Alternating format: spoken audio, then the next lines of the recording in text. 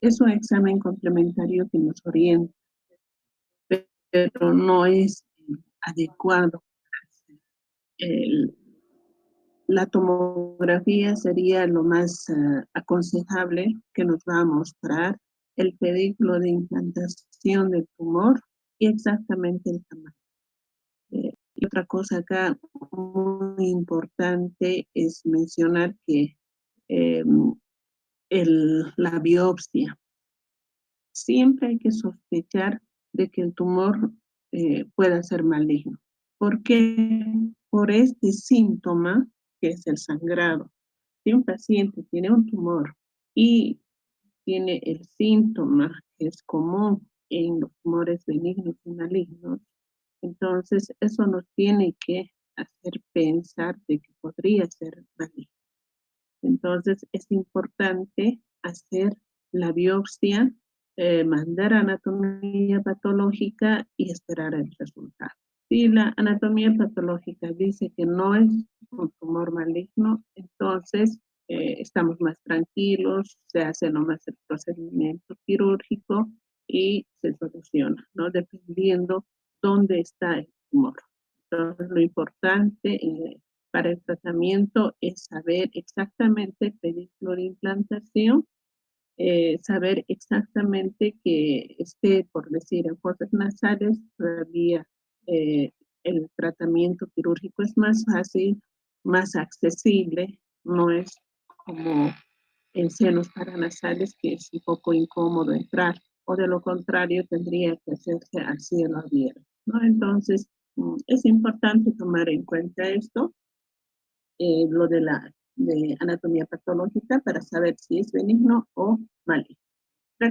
Tratamiento quirúrgico. Hay que sacar ese tumor y luego el paciente empieza a tener una buena ventilación nasal y hemos solucionado el problema. Hablamos ahora de tumores malignos de fosas nasales y senos paranasales. La incidencia de los tumores malignos se dice que es el 2% de los cánceres en general, el 2%. ¿Cuál es la etiología? Todos sabemos que la etiología de un cáncer es desconocida. No sabemos exactamente cuál sería la causa, pero sí sabemos que hay factores que predisponen al cáncer. ¿No? Dentro de estos están los factores microbianos, tenemos los factores virales y tenemos los factores químicos. Eh, Se hace también, se menciona dentro de la anatomía patológica y se hace una clasificación que sería en lo siguiente: carcinoma escamocelular, anatomopatológicamente se hace la clasificación de qué tipo de cánceres existe en esta zona en vía respiratoria alta, exactamente en fosas nasales y senos paranasales. Es el carcinoma escamocelular, el carcinoma verrugoso, el carcinoma de células transicionales, el adenocarcinoma, el carcinoma adenoideo quístico y el carcinoma mucoepidermoideo. Dentro de estos, dentro de esta clasificación, el más frecuente es el adenocarcinoma a nivel de fosas y senos paranasales.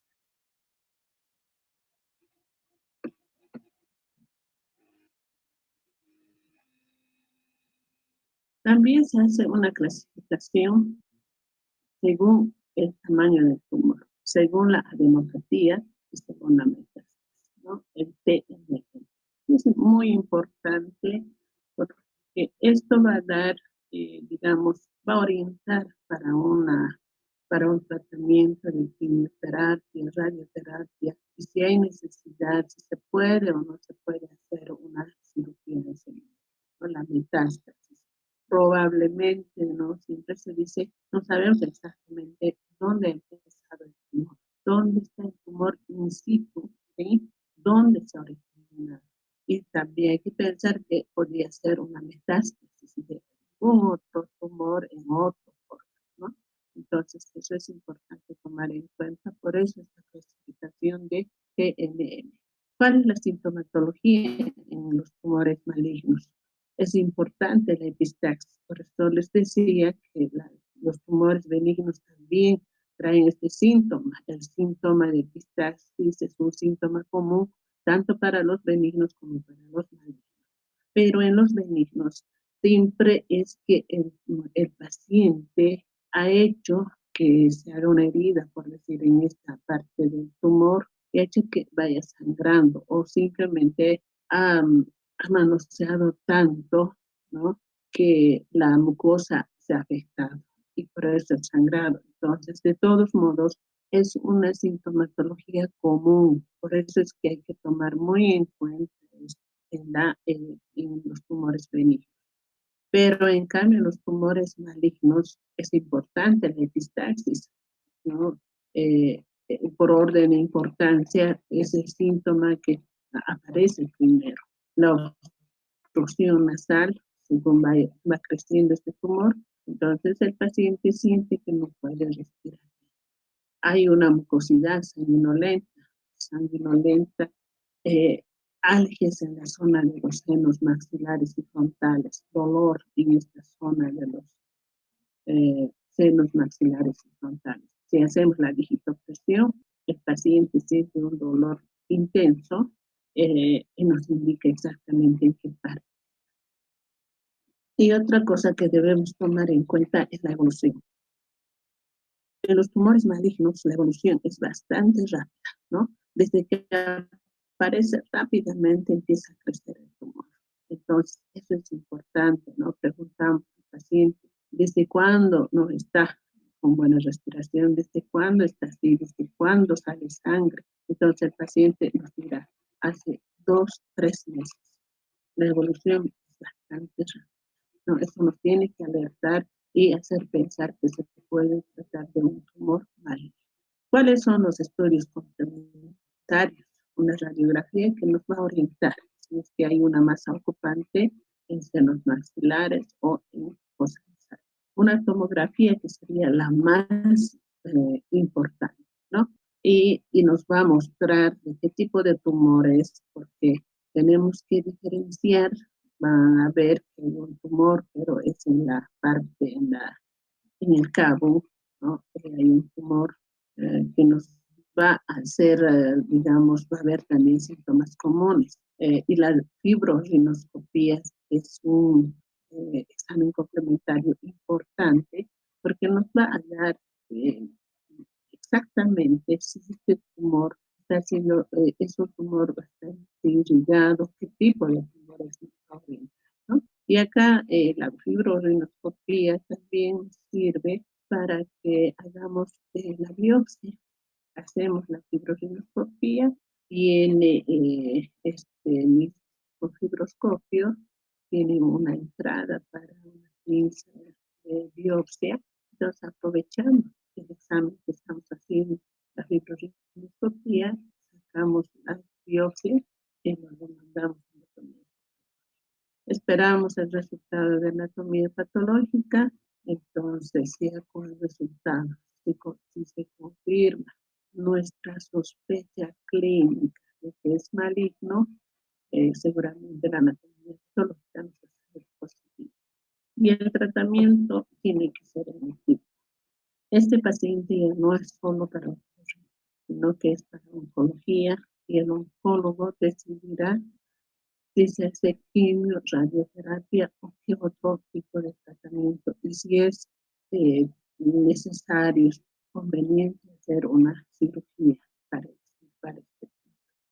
Entonces, el tratamiento tiene que ser en equipo, se tiene que ver todo, absolutamente todo. Por eso es que el otorrino tiene que referir al oncólogo. El oncólogo tiene que hacer todos los exámenes para saber, por ejemplo, si este tumor ya es una metástasis de otro lugar. Entonces, todos los estudios necesarios para un paciente oncológico lo tiene que hacer el oncólogo, ¿no? Hablamos de tumores del cabo. Eh, Así como existen tumores en las fosas nasales, en los senos paranasales, también hay tumores en el cabo, en esa parte posterior de la nariz, que sería la rinofaringe, llamada también nasofaringe, llamada también cabo. ¿Cuál es la clasificación de estos tumores. También existen tumores benignos y tumores malignos. Dentro de los tumores benignos tenemos las epiteliales. Dentro de las epiteliales tenemos los papilomas y los adenomas. Dentro de los conjuntivos tenemos los fibromas, los mixomas y los fibroangiomas. Y dentro de los tumores malignos tenemos la serie epitelial. La más frecuente dentro de estas es el carcinoma epitelial. Y por último tenemos la serie conjuntiva. Dentro de todos estos tumores del cabo, hay un tumor que es bastante importante y que se ve. Nosotros hemos visto tumores, no es frecuente, pero sí es un tumor bastante, digamos, se puede presentar en nuestro medio, ¿no? No solamente eh, es la literatura en la que nosotros vamos a ver, vamos a leer sobre esta situación, ¿no? Sino que sí, no es frecuente, pero se puede presentar. Y como que nosotros hemos visto unos 4 a 5 casos fibroangioma, ¿no? Entonces vamos a ver esa parte. Dentro de estos tumores, simplemente vamos a ver este tumor fibroangioma. Hablamos del fibroangioma juvenil, ¿no? Este tumor es de preferencia se ve, o en mayor porcentaje, se ve en los jóvenes. Por eso es que lleva el nombre de fibroangioma juvenil, llamado también tumor sangrante de la pubertad, ¿sí? Porque el primer tumor sangrante de la pubertad, el primer síntoma que se presenta en este tumor es el sangrado. Es frecuente, dice, en sexo masculino de 8 a 9 años y remite a los 20 años. La literatura dice esto. Ustedes cuando vean, cuando lean por curiosidad o algo, o en el libro de Diamante, algunos dicen, algunos autores dicen que es de 8 a 9 años, pero hay otros autores donde dicen que es hasta un poquito más, puede presentarse hasta los 2. Nosotros en esos 4 o más pacientes que hemos visto, he visto en un jovencito de 19 años, ¿no? Entonces ya sale de lo que dice, de lo que dice. Hemos visto un caso de uno de 14 años. Hemos visto un caso de un jovencito, de un adolescente de 11, 12 años, ¿no? Y hemos visto igual un niño de 8 a 9 años. Hemos visto, sí, algunos coinciden con estos autores, ¿no? Pero no siempre es así como dice. ¿Dónde se implanta este tumor? Este tumor se implanta en la región pterigo-palatina, ¿sí? Crecimiento ilimitado en todas las direcciones, puede invadir fosas nasales, senos maxilares, órbita y vascular. Es por eso que muchos autores coinciden de que este tumor es histopatológicamente benigno, pero por su crecimiento maligno. Porque como dice acá, tiene un crecimiento ilimitado, crece sin límites, ¿sí?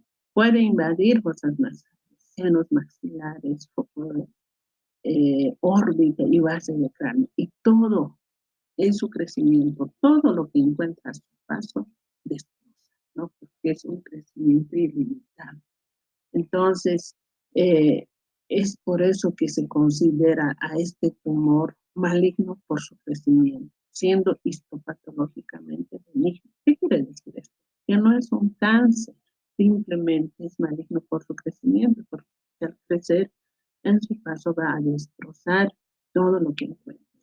Entonces, por eso se considera maligno. ¿Cuál es la sintomatología? Como habíamos dicho al inicio, es la epistaxis a repetición, la obstrucción nasal, obviamente, porque como ven acá, esto es una radiografía de cabo con boca cerrada y cuello extendido. Vean cómo está el tumor cómo va creciendo. Acá seguramente era pequeño, poco a poco va creciendo. Entonces, ¿qué sintomatología nos va a traer este tumor? Nos va a traer una obstrucción nasal, el paciente no va a poder respirar, ¿sí? Rinolalia, el paciente no va a poder, va a hablar de nariz, lo que decimos comúnmente, porque hay algo que está en la parte posterior de la nariz que impide que haya una buena respiración. Nos va a provocar otopatías secretoras, porque en esta parte, ustedes saben, están las fositas de Rosenmuller, que son las trompitas de entrada a la trompa, ¿verdad? La trompa de esta. Entonces va a impedir que haya un buen intercambio de presiones, que es la función de la trompa de esta.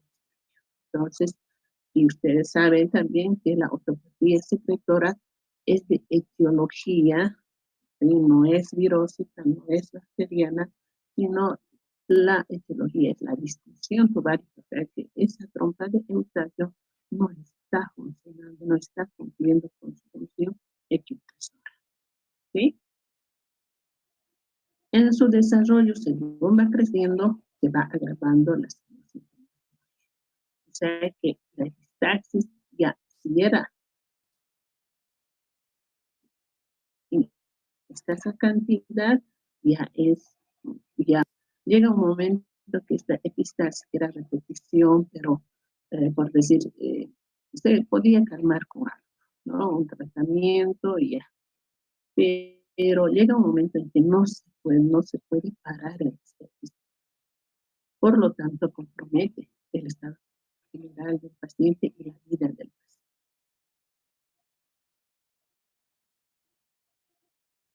¿Qué vamos a hacer a la semiología? ¿No? El interrogatorio nos va a ayudar bastante.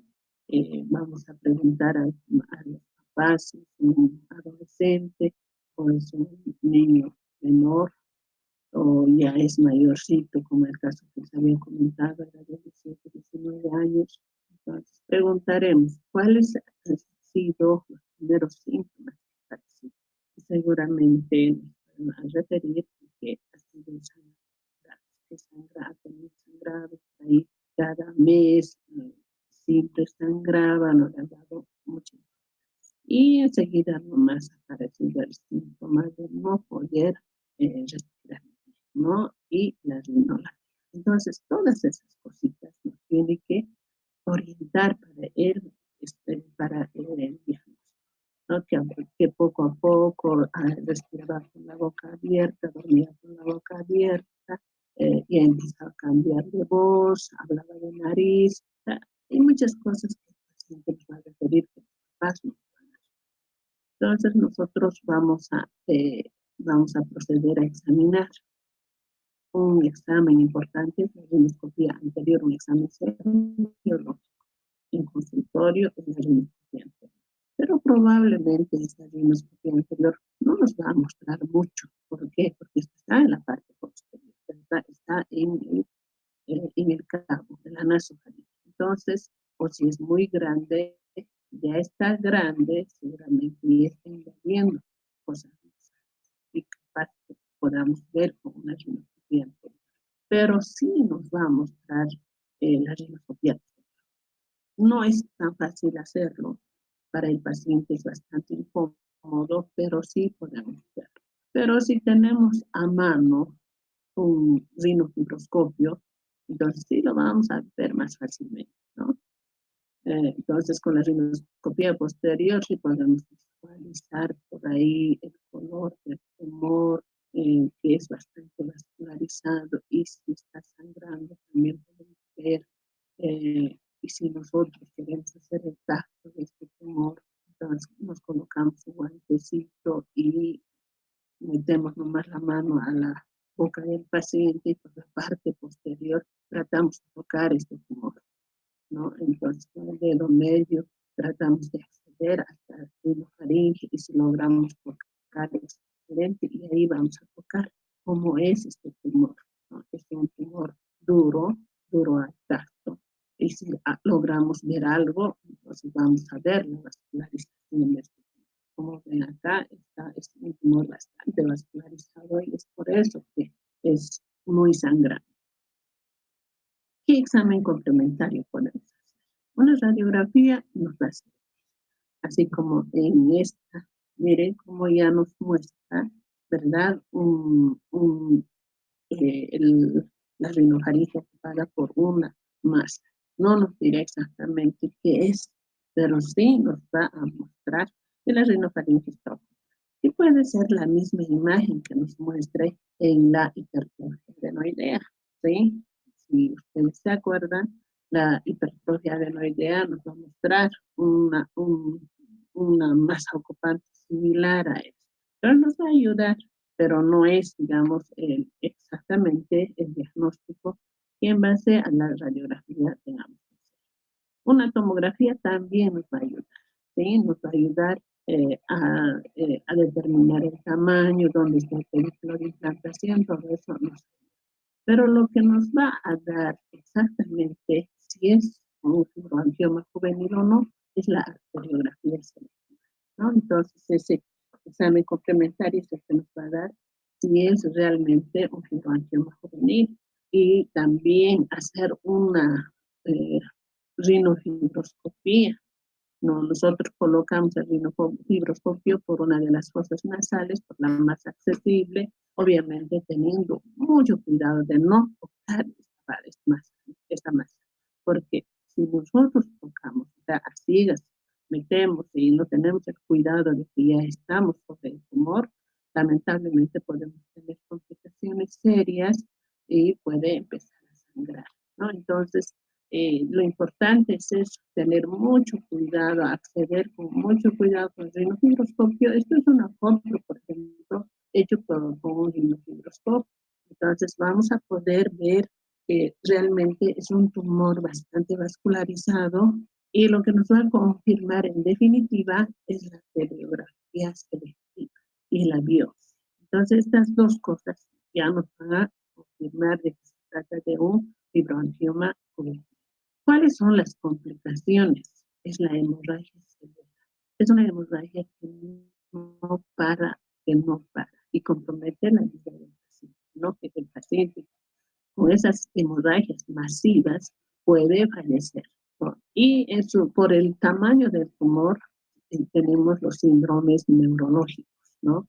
Porque va afectando a todo, está creciendo y como habíamos dicho, su crecimiento puede destrozar todo lo que encuentra en su paso. Entonces es importante tomar en cuenta esto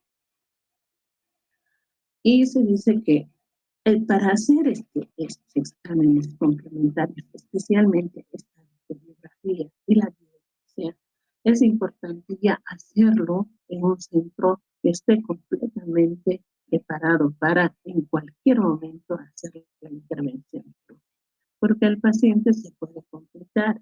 Por ahí al hacer la biopsia, nosotros la pieza de biopsia entra, toca alguno de estos vasitos y este tumor va a empezar a sangrar masivamente y no va a haber nada que pueda parar. Entonces, por eso se habla de se hace la biopsia, pero ya tiene que estar en un centro especializado, que tenga todo, absolutamente todo para ya empezar la cirugía. Y obviamente la cirugía es bastante riesgosa, ¿no? Los papás tienen que saber que es un riesgo grande porque en estas cirugías, en este tipo de cirugías puede haber sangrados pasivos que no se podría parar y obviamente corre el riesgo la vida del paciente. El tratamiento, habíamos dicho, es quirúrgico, no hay otra cosa, no hay tratamiento medicamentoso, simplemente sacar. ¿Y en qué consiste la cirugía? En embolización. Hay que embolizar todos estos vasos, toda esta parte que es bastante vascularizada, todos los vasos, hay que embolizar el operatorio y luego seguir la cirugía para sacar el no, ligadura de arterias, todo. O sea, es una cirugía bastante compleja, no es fácil, ¿no? Entonces, eh, eh, hay que hacerlo en un medio muy preparado, ¿no?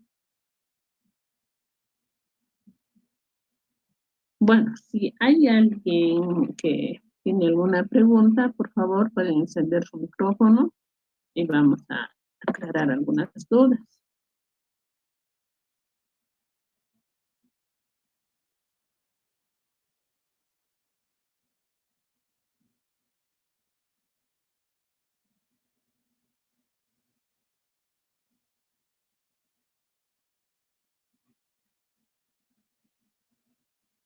Si alguien quiere preguntar sobre tumores benignos, malignos y el angioma juvenil, pueden hacer.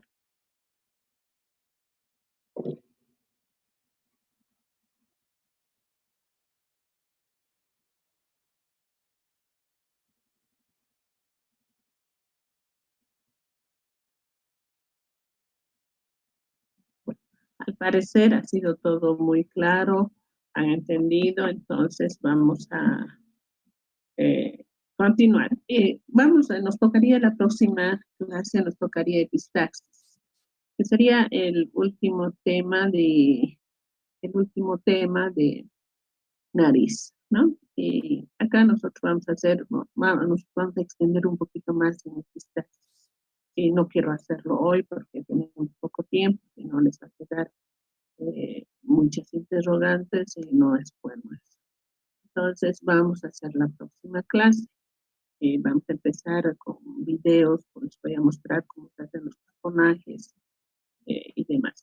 Entonces vamos a hay ahora una clasificación de epistaxis, que es lo más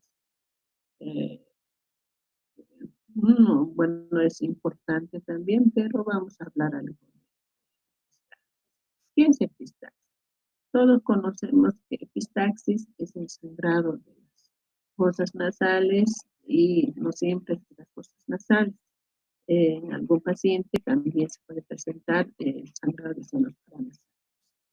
Se hace una clasificación y dentro de esa clasificación tenemos según su etiología. Según su etiología, o sea, según la causa que provoca esta epistaxis, tenemos las causas locales. ¿Qué quiere decir? Que alguien se manipula con el dedo y empieza a hacer sangre. Causas generales, ¿no? Ya esto es general de una patología, por ejemplo, una hipertensión que provoca el sangrado. Según su localización, tenemos las anteriores, epistaxis anteriores, cuando el sangrado es en fosas nasales, ¿no? Cuando el sangrado es en fosas. Tenemos las posteriores, cuando el sangrado es en la parte posterior de las fosas nasales. Y tenemos las superiores, cuando el sangrado es en la parte superior de las fosas nasales. Jóvenes, yo no sabía que ustedes todavía eran niños de kinder para jugar así con la pantalla, ¿no? Por favor, entonces borren y no estén haciendo sus cositas, ¿no? Sean un poquito más maduros. ¿No? Seguimos siendo niños malcriados. ¿Hasta cuándo? Entonces, según su localización en anteriores, según su localización tenemos posteriores y tenemos las superiores. Y según su frecuencia tenemos los aislados y tenemos los recidivantes, ¿no? Aislados quiere decir que aparece de vez en cuando. Y recidivantes que son muy frecuentes, pueden ser a la semana 2 veces, ¿verdad? O al mes unas 2 veces, entonces son recidivantes. O sea, aislados por ahí 2 meses, 3 meses, parece. Según su etiología, tenemos causas locales, lo que habíamos mencionado hace un momento. Según su etiología, las causas locales. Tenemos los traumatismos, que un trauma provoca una epistaxis, ¿verdad? Probablemente muchos de ustedes han tenido un golpe en la nariz y lo primero que ha hecho es sangrar la nariz. Las inflamaciones también provocan, ¿no? Una rinitis alérgica puede provocar. Cuerpos extraños en los niños, ¿sí? Puede ser. Entonces, un cuerpo extraño, se coloca el niño por ahí una semillita de naranja, ¿no? En esta época es frecuente eso. Y la semilla de naranja pues tiene una especie de puntas, ¿verdad? Entonces, eso al entrar empieza a hacer sangrar, a lacerar la mucosa y la vasodilatación. Cuando uno está mucho en el sol, hace calor o entra a la ducha o a la piscina muy caliente, inmediatamente empieza a vasodilatarse y se abre las venas. Los tumores, como habíamos visto, los tumores malignos presenta como síntoma importante el sangre. Hemos visto también el fibroangioma, que es un tumor que presenta sangre. Las úlceras tróficas, aquellas úlceras, aquellas lesiones que aparecen de principio, una lesioncita simple, mucosa, pero como el paciente tiende a sacar las costritas y no deja que cicatrice esa lesión, empieza luego a úlceras. Estas úlceras llamadas tróficas, igual, su síntoma importante es el sangrado.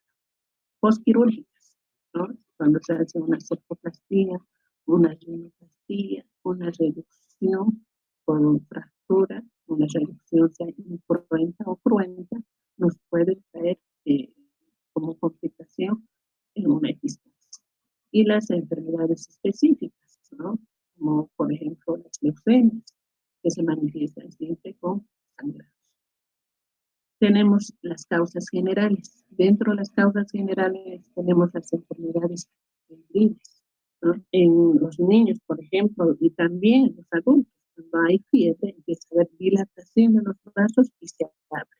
En los niños es más frecuente porque los vasos, los vasiclos que irrigan la mucosa nasal de los niños son tan frágiles, por eso se habla de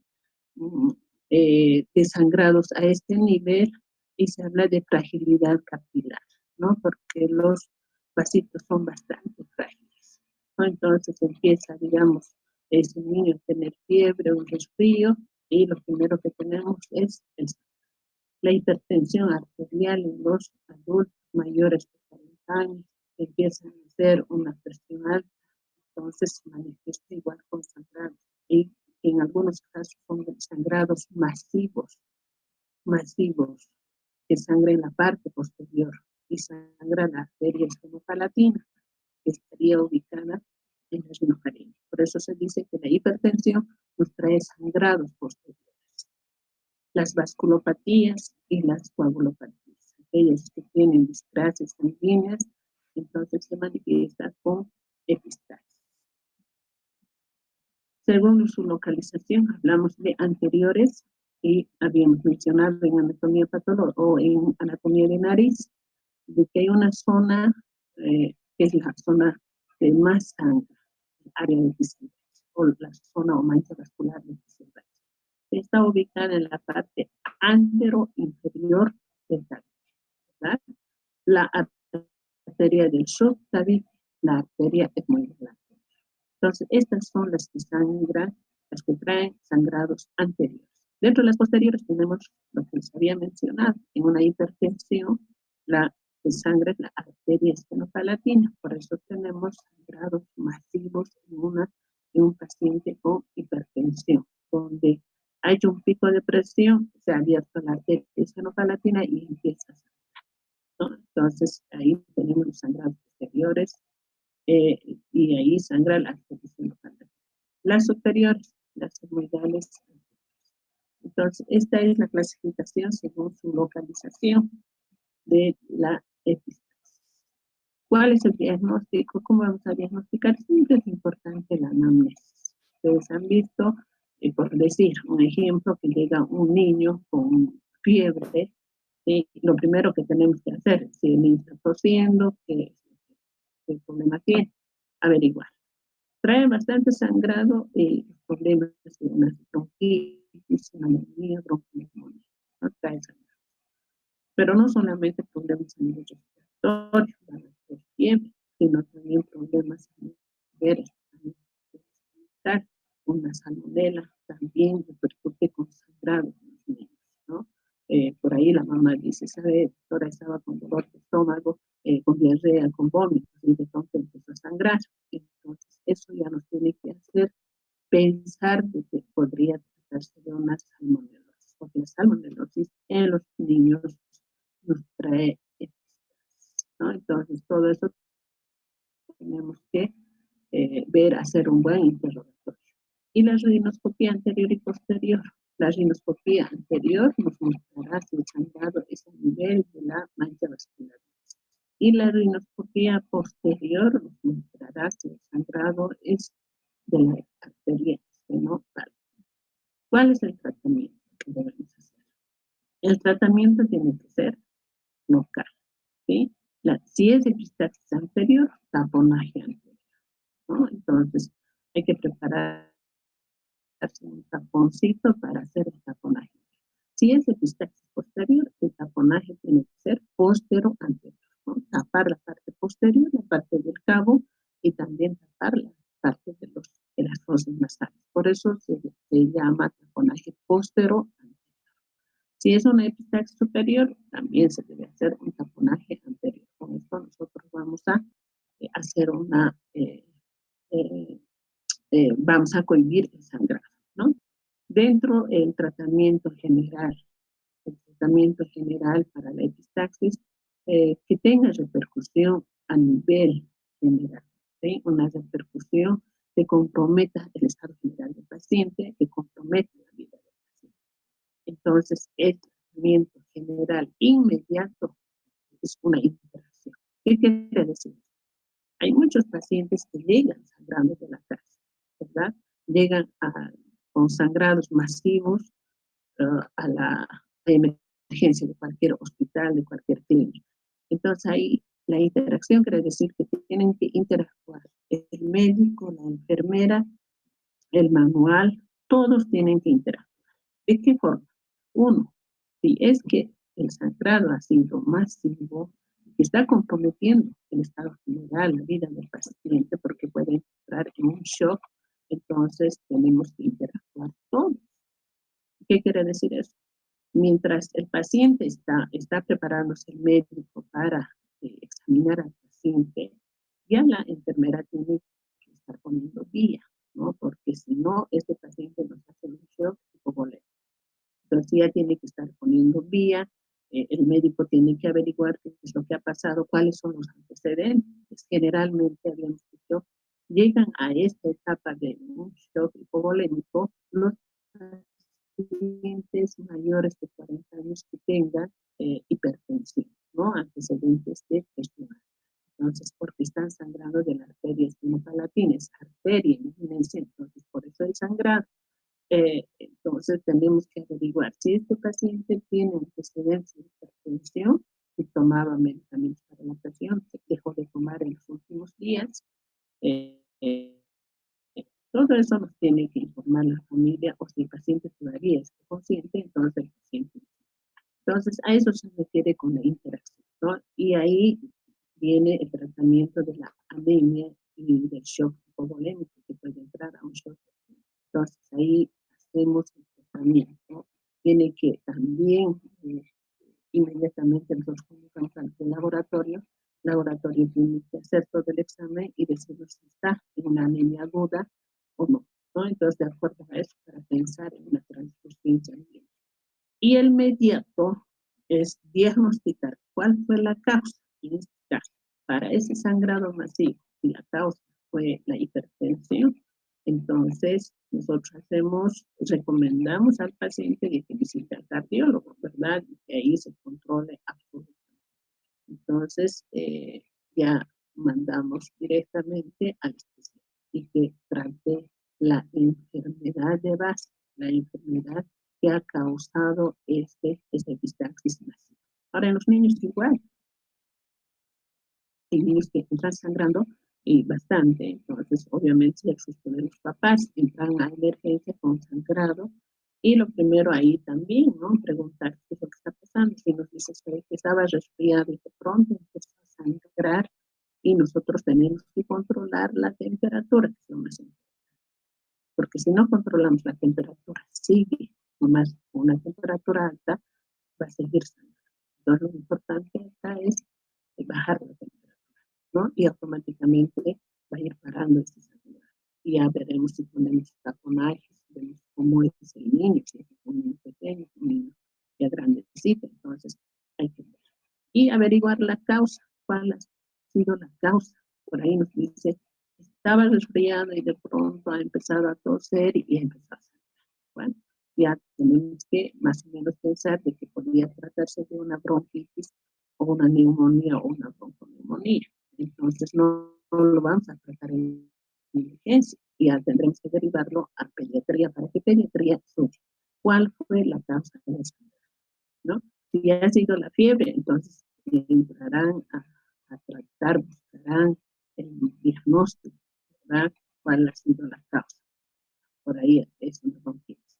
O por ahí, como les dije hace un momento, una salmonela. Si los papás dicen que estaba con diarrea, vómitos, entonces tenemos que pensar de que podría tratarse de una salmonela y eso ha hecho que haya que haya un síndrome febril y luego ha empezado a sangrar, ¿no? Entonces, en estos casos lo que se hace es siempre recomendar de que, o derivarlo a la a pediatría, ahí se ocuparán de buscar la enfermedad que ha causado la existencia, ¿no? Acá en taponajes, vean taponaje incluso de fosa nasal. Este taponaje, por ejemplo, está obstruyendo o está haciendo hemostasia simplemente de la base, ¿sí? De la base. Pero no es lo correcto, porque todo esto está vacío. Por lo tanto, no nos va a hacer una buena hemostasia, no está comprimiendo lo que son los vasos. Entonces, no es un buen taponaje. Acá tampoco. Miren, si el sangrado por el pecho y la base, pero queda libre lo que es la parte media. Y tampoco está comprimiendo a los vasos como para hacer. Este es el taponaje anterior completo. Este sería el mejor, digamos, taponaje.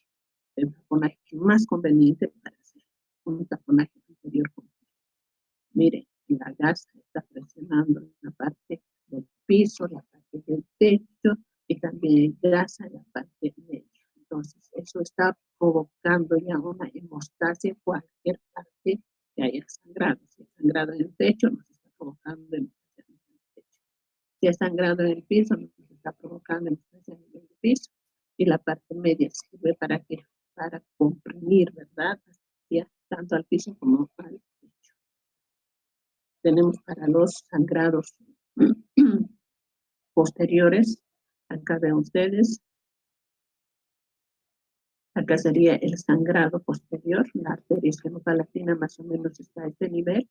Entonces, hay diferentes formas de hacer taponajes posteriores, pero la más indicada es esta, donde se utiliza la sonda Foley, que seguramente en urología también han visto o recién van a ver, es una sonda que se utiliza para urología, ¿no? Pero nos sirve para distancias, para otros lugares, ¿no? Entonces aquí está el globito de la sonda Foley, nosotros inflamos, colocamos la sonda, ¿sí? Por la nariz, por la más permeable, introducimos hasta la orofaringe, con bajalimitas, vemos que esté acá la sonda en la orofaringe, y luego inflamos con la jeringa, ¿no? Este globito, inflamos, se va inflando y va comprimiendo la arteria esquenopalatina y deja de sangrar esa, ¿no? Entonces, obviamente después de inflar el globito, jalamos, cosa que se encaje bien en la nasofaringe, ¿no? Y luego ya hacemos el seguro, todo, con este taponaje, tanto con este taponaje que es posterior anterior y con el taponaje anterior, el paciente tranquilamente puede estar 72 horas hasta que se estabilice la presión, ¿no? Se estabiliza la presión y luego sacamos, no hay ningún problema, tampoco hay necesidad de cauterizar. Actualmente ya no se cauteriza porque ha traído serias complicaciones. Algunos especialistas han utilizado productos bastante fuertes donde ha quemado la mucosa, inclusive ha perforado lo que es el septo. Entonces es muy peligroso utilizar o tendríamos que tener un producto bastante garantizado como para hacerlo tranquilamente. Entonces no es ya conveniente, ya se está quitando, digamos, está dejando de hacerse lo que es la cauterización. En los niños menos, ¿no? Porque la mucosa de los niños es bastante frágil, bastante sensible, que sí se puede dañar, incluso provocar ulceraciones, perforar, como está diciendo. Aquí hay otra forma de hacer el taponaje posterior o posterior anterior. Miren, es el taponaje posterior y acá tenemos un taponaje anterior, ¿sí? Entonces entonces se está haciendo el taponaje, tanto posterior como anterior. Acá tenemos otra forma de taponar, otro balón, miren, como para un taponaje anterior, ¿no? Solo sirve para eso, para un taponaje anterior, pero no nos sirve para un taponaje posterior. Y esta es la forma correcta de hacer un taponaje posterior anterior, ¿no? Esta es la forma correcta. Entonces, si el paciente está sangrando, tiene un sangrado posterior por una hipertensión arterial, entonces colocamos la sonda Foley, inflamos la sonda Foley que va a quedar en la parte posterior, en el cabo o la nasofaringe, para que vaya haciendo hemostasia a la arteria escleral. Luego, puede ser también que el paciente esté sangrando, ¿no? En la parte anterior. Entonces se coloca. Después de colocar esta sonda, que es la sonda Foley, entonces hacemos alrededor de esta sonda, colocamos gasas para hacer el taponaje anterior. Colocamos gasas y eso nos va a permitir tapar también la parte anterior, las fosas nasales. Pero lo más importante es que esta sonda no tiene que estar, digamos, en contacto directo con la mucosa nasal. Hay que separar con los taponajes la sonda y la mucosa nasal, tanto el tabique como la cara externa, ¿no? Entonces, esta sonda tiene que ser, este taponaje anterior tiene que acolchonar a esta sonda, no dejarla libre ni que esté apoyando a la mucosa de las fosas nasales. Luego se hace su seguro, ¿sí? Se hace su segurito acá. Igual en la cara del paciente hay que hacer una especie de círculo, una ruedita de la parte libre de la sonda. Y tampoco hay que dejarlo así libre colgando, ¿verdad? Entonces hay que asegurarlo biencito.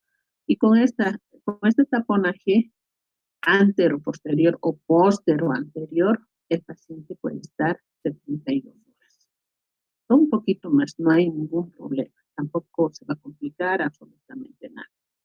Hasta que se estabilice la presión y sea tratado por el especialista, ¿no? Y en 72 horas nosotros sacamos este globito, ha sido inflado con aire o con líquido, ¿no? Como ven acá, esta jeringa puede estar con aire o puede estar con líquido. La sonda Foley es el número 16, si es mujer.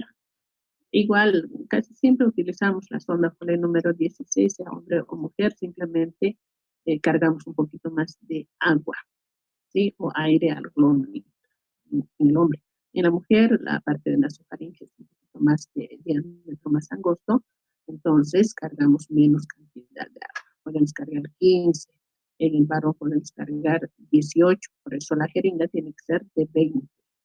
Entonces podemos cargar esa cantidad y tiene que estar bien, digamos, comprimir bien esta parte de la rinofaringe, ¿no? Entonces, y cuando sacamos, vaciamos este globito, desinflamos sacando el aire o el líquido que hemos cargado y luego fácilmente la sonda sale por delante y es fácil. Igual sacamos las gasas con las que hemos hecho el taponaje anterior, sacamos y ya no hay sangre, ¿no? Y para mí es la mejor forma de tratamiento antes de querer hacer una cauterización. Entonces, a este nivel ven que es ya un poquito inaccesible, difícil de acceder a este nivel. Entonces, lo mejor es el taponaje.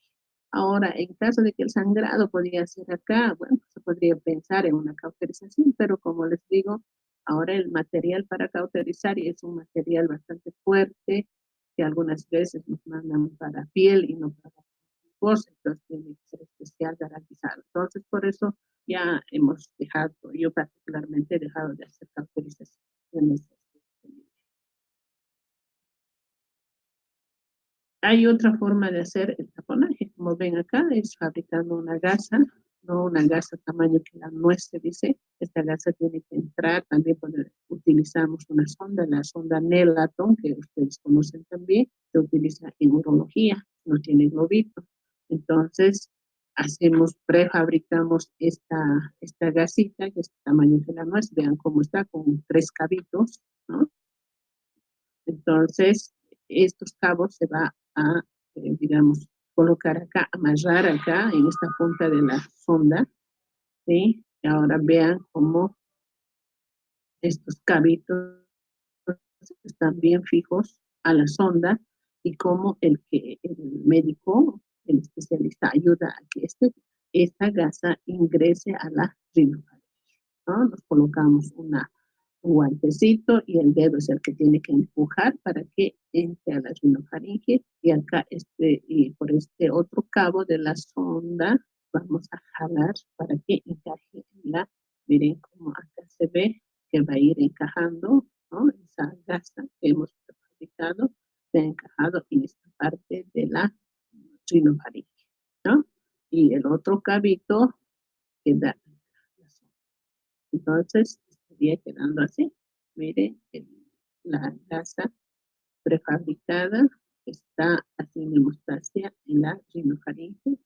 Hay un cabito que va a colgar en la orofaringe y la sonda que viene acá, ¿no? Y también va a quedar libre. Eso igual se acomoda en la cara del paciente, ¿no? En la cara del paciente se puede fijar con una gasita para que no se afloje, y luego lo demás queda fijadito en la cara. Entonces queda así, que también es importante hacer el taponaje, pero ese taponaje es más, digamos, traumático para el paciente, ¿no? Porque nadie, nada más solo hecho de ver, el médico quiere introducir la mano hacia la boca del paciente para que esta gasa quede en este lugar, pues sí es traumático, ¿verdad? Entonces, lo mejor siempre es el taponaje póstero anterior, fácil de hacer, es con la sonda. Se hace rápidamente y menos traumático. Entonces, eso les voy a mostrar la próxima clase en video, cómo se puede hacer el taponaje, cómo deben ustedes hacer el taponaje anterior y cómo deben hacer el taponaje póstero anterior. Esto es importante que aprendan, por eso les voy a mostrar un videito de cómo deben hacer, porque cuando ustedes vayan a ser internados en el hospital o donde sea, van a tener estos casos de epistaxis frecuentes. Entonces tienen que aprender a hacer taponajes, ¿no? Bueno, jóvenes, la próxima clase, por favor, las preguntas sobre epistaxis, porque vamos a mostrar un video y hay todas las dudas. El día martes van a dar examen. Yo ya había mandado para que ustedes se matriculen para el examen. Entonces, seguramente todos lo van a hacer. Yo creo que va a ser hasta esta tarde. Entonces, ya se les ha mandado cómo deben matricularse a su representante. Entonces, por favor, chicos, hasta esta tarde, háganlo, ¿no? Porque si no se matriculan, no van a dar examen. Y otra cosa es que fijar la hora. Si ustedes el día martes, sí, no tiene que ser necesariamente en la tarde, ¿no? Puede ser a partir de las 6 o 7 de la noche. Entonces, depende de ustedes. Entonces, va a ser primero el A y luego el B. Entonces, depende de ustedes. ¿En qué horario quieren dar? 6, así, exagerando media hora el examen, ¿sí? Entonces, ¿a qué hora? Por favor, que su representante se comunique conmigo para ya fijar el horario del examen, ¿sí? Y otra cosa, chicos, ustedes han crecido con la era tecnológica, ¿verdad? Hay muchas formas de hacer trampa. Ya están en la era tecnológica, saben muy bien el manejo de la computadora, el manejo